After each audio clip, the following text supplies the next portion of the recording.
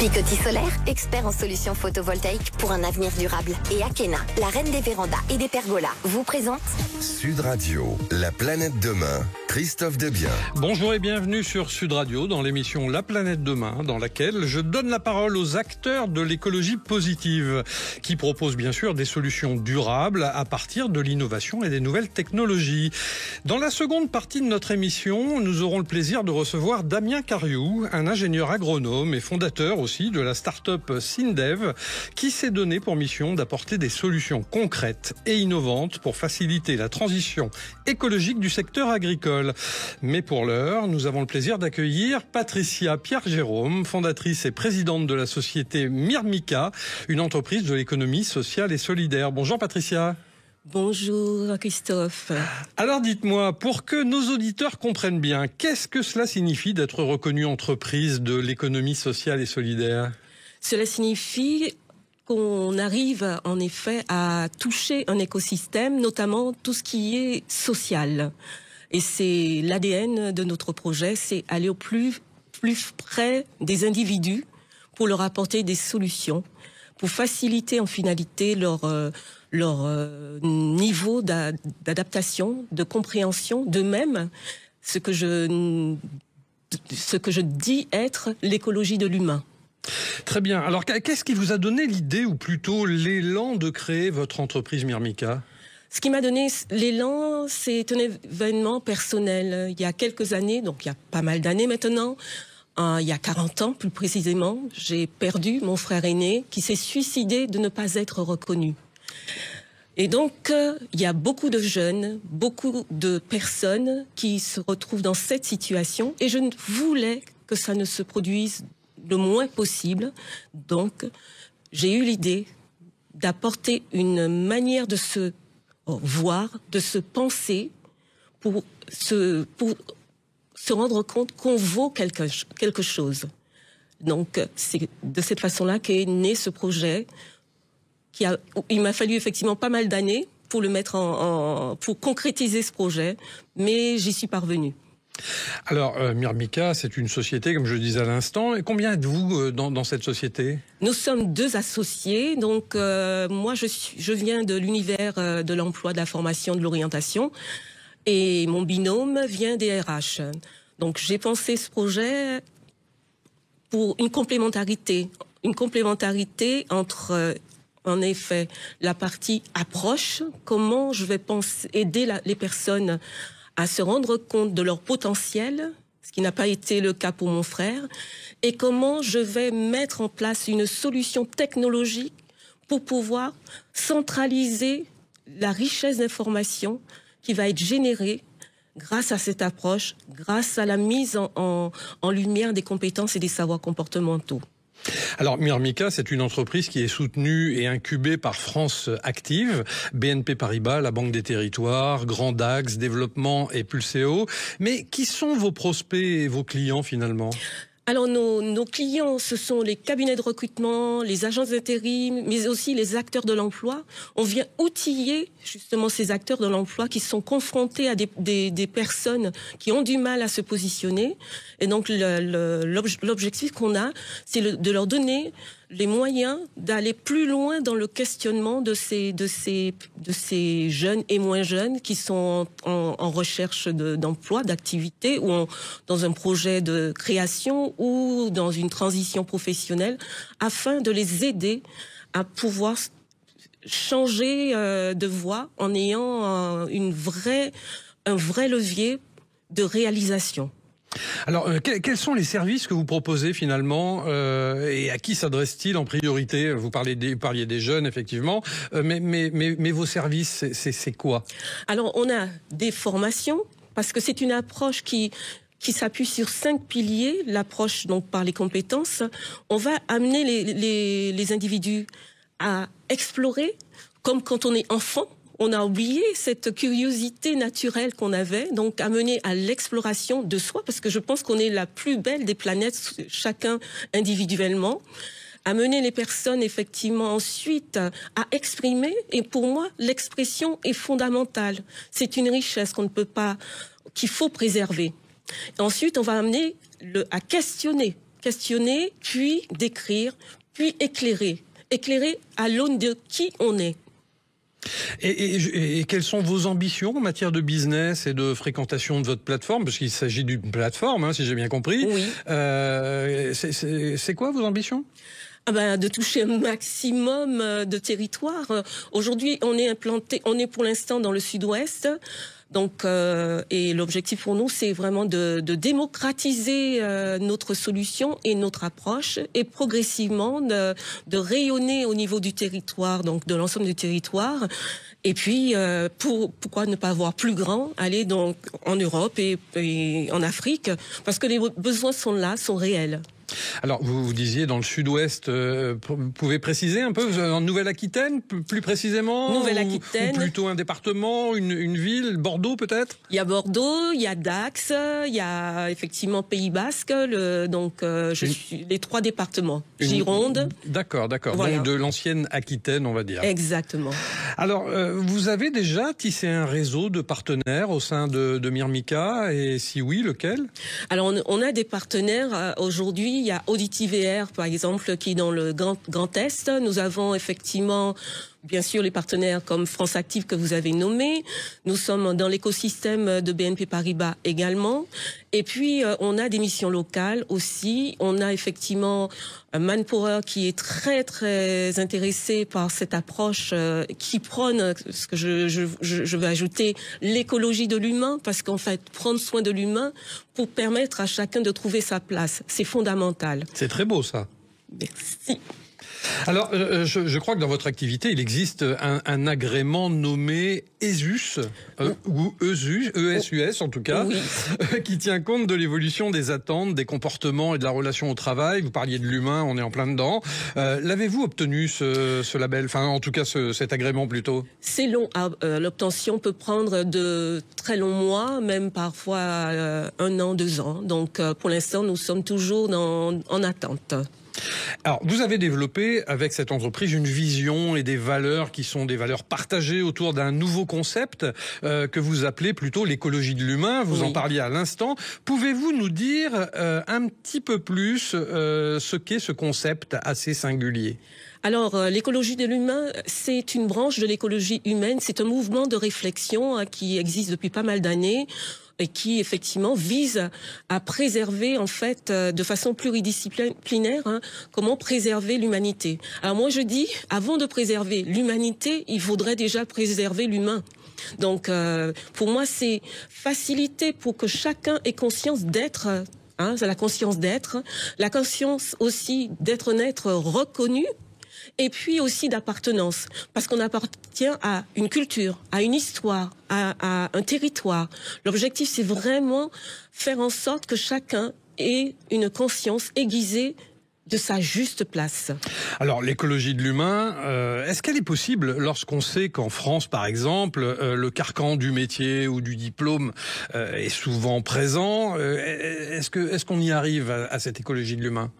Alors, en effet, Christophe, il faut sortir de ce carcan du métier et du diplôme. Parce qu'en finalité, en déverrouillant, on se rend compte qu'il y a une telle richesse qui est inexploitée, que les entreprises ne se rendent pas compte, et qu'en finalité, il y a plein d'individus qui restent malheureusement au bord de la route. L'objectif, effectivement, c'est de donner la possibilité à chacun, grâce à une approche dont je viens de parler, qui sort du métier, qui sort du diplôme, qui part de la compétence, de venir effectivement permettre à chacun de démontrer qui il est, quand il fait et comment il fait. Alors, dans le cadre de vos activités professionnelles, vous avez créé, j'en parlais encore une fois tout à l'heure, Portraitscopie, donc une plateforme qui permet d'incarner cette fameuse écologie de l'humain. Est-ce que vous pouvez nous en dire un petit peu plus sur cette plateforme et son approche, et puis comment centralise-t-elle en fait les données vives qui sont exprimées par les utilisateurs? En effet, Portraitscopie, c'est une plateforme qui comprend 2 parcours. Le parcours offreur de compétences, Donc, ça veut dire candidat, ça veut dire effectivement salarié, etc. C'est aussi le parcours demandeur de compétences qui s'adresse donc aux entreprises, aux acteurs de l'emploi, aux cabinets de recrutement, etc.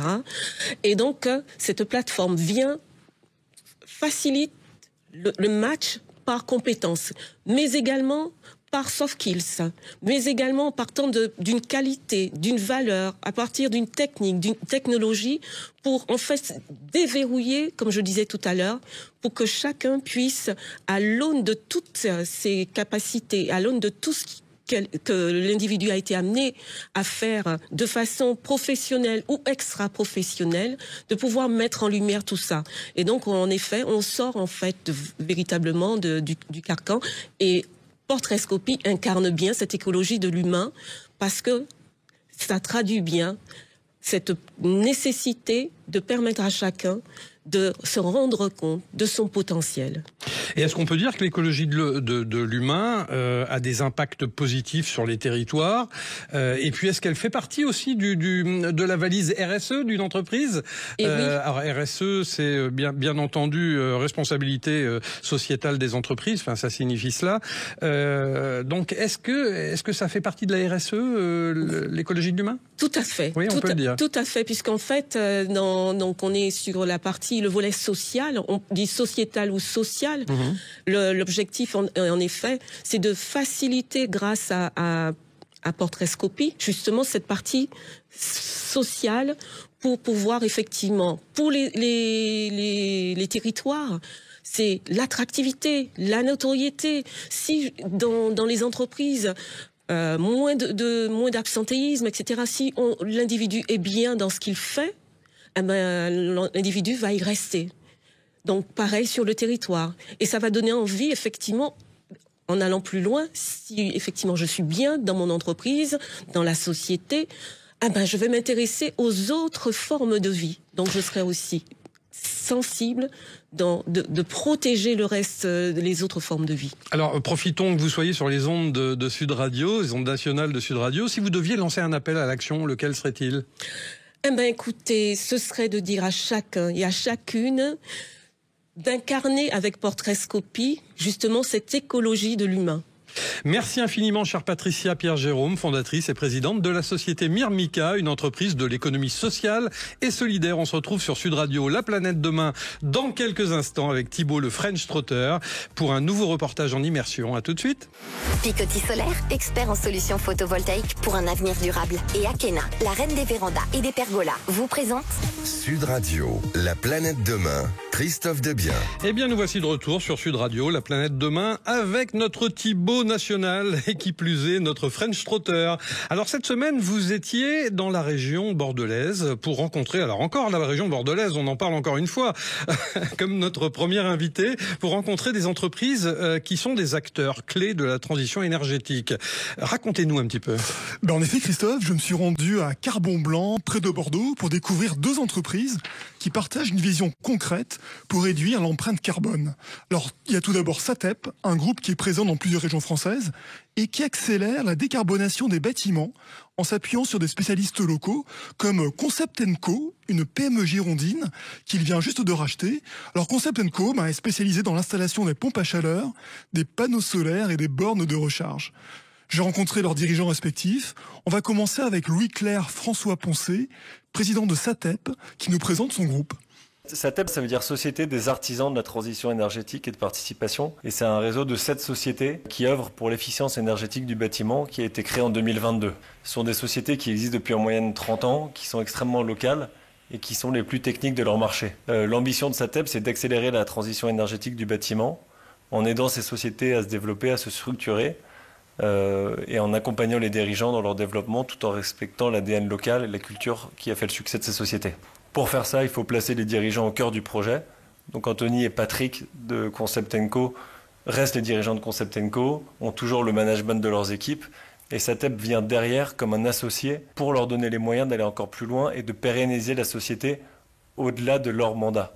Cet ADN local, on peut le définir comment ? On peut le définir par une clientèle fidèle qui vient naturellement à l'entreprise sans démarche commerciale proactive, qui revient chaque année pour faire ses entretiens, ses dépannages, qui recommande la société à ses amis, à ses connaissances. Donc une société qui fait partie du paysage, qui est le référent du coin dès qu'on a un problème de plomberie, chauffage, solaire. Le cœur de métier, c'est quand même la décarbonation des bâtiments. Est-ce qu'on peut être plus précis? Dans le réseau SATEP, 70% de l'activité consiste à faire des travaux d'installation de génie climatique, dont 50% sont des pompes à chaleur RR et RO. Le reste, c'est de la plomberie et du panneau solaire. Derrière tous ces métiers, il y a la transformation du bâtiment pour le rendre plus efficient, moins consommateur d'énergie, pour l'électrifier et donc pour permettre à la société de se décarboner, puisque on cherche à transitionner d'une économie basée sur des énergies fossiles à une économie électrifiée. En France, on produit notre énergie nucléaire, donc c'est décarboné. On a la chance d'être avec deux jeunes entrepreneurs, Anthony et Patrick, Concept & Co, spécialistes du solaire et de la pompe à chaleur, c'est ça? Anthony Maestro, donc société Concept & Co, nous sommes basés à Carbon-Blanc, le siège social. Nous avons un rayon d'action sur toute la Gironde avec plusieurs agences satellites. Notre spécialité historique, c'est la pompe à chaleur, donc on va dire qu'on est des chauffagistes modernes. Et ensuite, on a décliné nos activités, toujours en lien avec les pompes à chaleur, puisque ça nous permet de réaliser du chauffage, de la production d'eau chaude sanitaire, tout en consommant peu d'énergie électrique. Et on lie ça dans la complémentarité de l'installation à du photovoltaïque qui répond parfaitement bien, puisque depuis avril 2017, nous sommes enfin autorisés à consommer l'énergie qu'on produit. Donc ça participe notamment à produire de l'eau chaude et le chauffage de façon économique et maîtriser son énergie. Et nous accompagnons nos clients sur le maximum de conseils pour faire des économies d'énergie et maîtriser sa facture énergétique. Je parle à nouveau à Louis-Claire. Est-ce que vous vivez votre métier comme un vrai engagement pour la transition énergétique? Est-ce que vous vous sentez porteur d'une mission? Tout à fait, c'est l'origine et l'essence même de SATEP. On est notamment accompagné par un partenaire financier qui s'appelle Eiffel via son nouveau fonds unitranche associé à des critères de transition énergétique. Donc SATEP, par exemple, s'engage sur 3 critères. Le premier, c'est un impact carbone. Donc chaque année, nous réalisons un bilan carbone avec des objectifs de réduction de notre effet CO2. Le deuxième, c'est sur l'apprentissage. L'apprentissage est au cœur de nos métiers puisque c'est une manière de recruter, de former ses futurs talents. Donc on a un objectif d'apprenti. Et enfin, sur le partage de la valeur, parce que ça nous semble assez important de partager la valeur qu'on crée pour retenir ses talents. Donc SATEP est un groupe engagé et a pour vocation de continuer à l'être. D'ailleurs, SATEP, c'est Société des artisans de la transition énergétique, donc c'est au sein même de l'essence de SATEP, c'est notre ADN, tout à fait. Merci Thibaut, on vous retrouve dimanche prochain pour la suite de votre visite bordelaise et on parlera plus précisément du solaire, me semble-t-il, et des pompes à chaleur. Alors nous sommes de retour dans le studio de Sud Radio avec nos invités et nous accueillons maintenant Damien Cariou, comme je disais au début de l'émission, qui est ingénieur agronome et aussi fondateur de la start-up Syndev, qui s'est donné pour mission d'apporter des solutions concrètes et innovantes pour faciliter la transition écologique durable du secteur agricole. Bonjour Damien. Bonjour Christophe. Alors vous êtes donc le fondateur de Syndev, mais quelle est la mission de votre entreprise et comment est-elle née ? Alors la mission qu'on se donne chez Syndev, c'est de porter l'innovation agronomique au plus près des agriculteurs.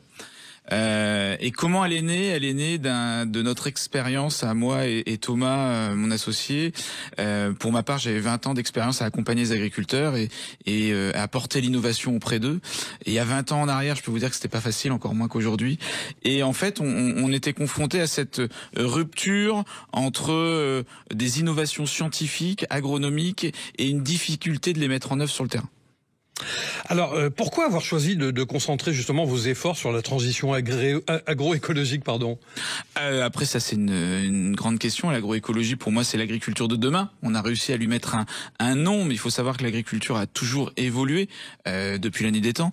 Et aujourd'hui, on est vraiment à un changement de paradigme parce que d'un modèle d'agriculture qui était devenu un petit peu plus simple, conventionnel, un produit, une solution, on arrive progressivement à reprendre conscience de l'environnement global d'une culture et donc à avoir une approche plus systémique et globale. Alors quand on est une entreprise qui mêle expertise agronomique et innovation technologique, quel est le principal défi que vous rencontrez lors des croisements des deux mondes ?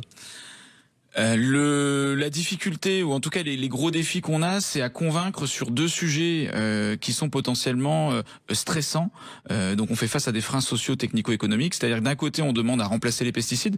Donc, il y a un vrai frein social et technique. Et de l'autre côté, on demande à s'approprier un outil numérique dans un monde qui est très digitalisé, mais encore traditionnaliste. Et concrètement, Synapse, c'est l'application phare de votre entreprise. À qui s'adresse-t-elle et comment fonctionne-t-elle précisément? Alors, Synapse, son utilisateur, et en tout cas, elle s'adresse à l'agriculteur. Parce qu'elle doit être dans les mains de l'agriculteur pour lui donner la bonne information au bon moment et analyser son propre contexte. Mais notre positionnement sur le marché, nous on travaille dans les filières agroécologiques, les filières qui sont intégrées, qui ont une démarche RSE.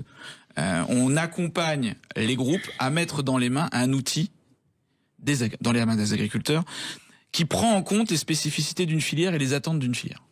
Alors, il y a un algorithme de Synapse, j'imagine, qui priorise vraisemblablement l'utilisation des biosolutions. Quelles sont les biosolutions dont on parle, et notamment les plus efficaces selon vous, et comment sont-elles choisies ? Alors, les biosolutions, c'est un ensemble de produits, mais aussi potentiellement de techniques, qui peuvent permettre de répondre à une problématique sur le terrain des agriculteurs. L'outil prend en compte le profil spécifique de chaque exploitation, de chaque agriculteur, et les moments très spécifiques de la culture de l'agriculteur. Elle va au travers de son module expert, c'est comme ça qu'on appelle un ensemble d'algorithmes, orienter l'agriculteur vers les solutions qui sont les plus appropriées, ou à l'inverse, l'alerter quand une solution est moins appropriée. Exemple, un mode d'action qui est trop souvent répété, c'est-à-dire la mode d'action d'un produit qui est trop souvent répété, on va lui mettre une alerte. Et le marché des biosolutions qui progresse rapidement à l'international, notamment dans certains pays européens ou en Amérique latine, comment expliquez-vous que la France semble beaucoup plus frileuse et en quoi pensez-vous que cela affecte notre position dans la transition agroécologique ? Je dirais que la France, elle est connue pour innover. Et c'est vrai qu'on a énormément de startups qui innovent dans les biosolutions. Malheureusement, elles s'expriment mieux et elles progressent mieux à l'étranger, où on est moins confronté à des freins structurels. En France, on a une agriculture qui est de taille moyenne, voire petite, beaucoup de petites exploitations, beaucoup d'interlocuteurs, et ça freine potentiellement l'arrivée de l'innovation jusqu'à l'agriculteur. Alors, vous proposez un accompagnement sur mesure grâce à une base de données extrêmement fournie. Comment cela se traduit-il pour un agriculteur sur le terrain ? Eh ben, quand il va dans l'application, jusqu'à maintenant, les outils qui étaient à leur disposition, c'était je connais le produit, donc je vais chercher de l'information. On est parti du bilan et du constat que les agriculteurs ne savaient pas les produits qui pouvaient exister pour les accompagner. Donc, nous, on part du principe qu'ils rentrent par la culture et sa problématique et on lui met en avant l'ensemble des produits qui correspondent à son profil, son exploitation, toujours en priorisant les biosolutions quand il en existe. La transition agroécologique implique bien sûr des changements importants. Quels sont les principaux obstacles selon vous que rencontrent les agriculteurs dans ce processus et comment les aidez-vous à les surmonter ces problèmes ? Alors, l'agriculteur et plus largement la transition agricole, elle est confrontée à des freins sociaux, technico-économiques qui sont largement documentés par l'INRAE ou d'autres instituts. Je dirais que le principal problème aujourd'hui de nos agriculteurs, c'est qu'ils ne vivent pas de leur travail. Et quand vous vivez pas de votre travail, vous pouvez pas investir dans une transition qui, nécessairement, au départ, coûte plus cher. On peut faire le parallèle avec la voiture électrique et les ménages moyens qui n'ont pas la capacité d'investir. Donc nous, la stratégie, c'est d'engager auprès des groupes agroalimentaires et des coopératives une vraie stratégie autour des biosolutions et de la transition agricole pour essayer d'anticiper l'arrêt des molécules, le retrait réglementaire ou les impasses agronomiques en prenant très tôt le sujet des pesticides et en proposant des outils qui vont aider leurs agriculteurs très tôt à identifier et apprendre avec ces nouveaux produits. Parce qu'il faut apprendre. Alors, de nombreux acteurs se positionnent aujourd'hui sur la transition agroécologique, bien sûr. Qu'est-ce qui vous différencie des autres approches ?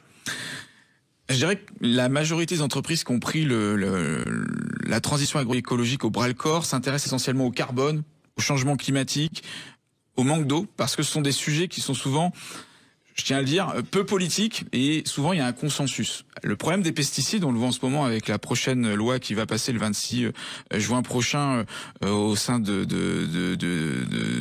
Parlement. Les sujets des pesticides, c'est hyper stratégique et c'est hyper, vous êtes pour, vous êtes contre souvent. Alors qu'au final, il faut plutôt accompagner l'agriculteur à faire avec pour l'instant et préparer le sans pesticides. Alors, SINDEF semble jouer un rôle de passerelle entre le monde agricole, la recherche scientifique et l'innovation technologique. Mais comment travaillez-vous avec les coopératives, les distributeurs ou autres acteurs du secteur ? Vous l'avez dit, on est très proche de la recherche parce que pour moi, les innovations d'il y a 20 ans, il est temps qu'elles soient sur le terrain à s'exprimer. Donc on a un partenariat très fort avec l'INRAE, et ce qui nous permet de donner de la visibilité, de la crédibilité à notre entreprise qui a un peu plus de 2 ans, auprès des grands groupes coopératifs qui pèsent plusieurs milliards d'euros de chiffre d'affaires en France, qui présentent plusieurs milliers d'agriculteurs chacun. Et donc on essaye de les convaincre par le scientifique qu'une démarche de réduction de pesticides est possible et que cette transition, c'est maintenant qu'il faut l'engager et pas en 2030 quand il n'y aura plus de molécules. Et comment voyez-vous l'évolution du rôle des outils technologiques dans la transition écologique, en 2 mots ? On aura de plus en plus d'outils qui ne seront pas là pour remplacer l'humain, mais plutôt pour performer et faire performer l'humain.